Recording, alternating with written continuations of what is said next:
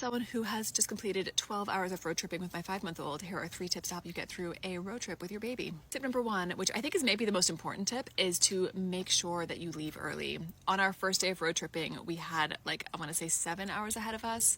We left at 11 a.m. and that was a mistake. By the time we reached our destination, my baby was crying, he was grumpy. His capacity to be patient and vibe decreases as the day goes on and as he gets more tired. So the second leg of our trip, we left at a solid 6:30 a.m. and that was definitely the best shout. Tip number 2 is to plan your stops. I actually pulled up a map to see where we were starting from and where we were going, and I found a town in between and specifically looked for a dog-friendly restaurant because we were also traveling with our dog that had really good reviews, so I knew that during our trip we'd stop and get some good food, good vibes. Highly recommend doing that. And my last tip is kind of like a 2-for-1 and maybe controversial, but if you are someone who also has one of those mirrors in the back of your car that lets you see your baby in their car seat while you're driving, first of all, good for you for having that. Definitely have one of those. Super helpful. But second of all, I always thought that I would never use screens. But towards the end of our first day in particular, it was 5 p.m.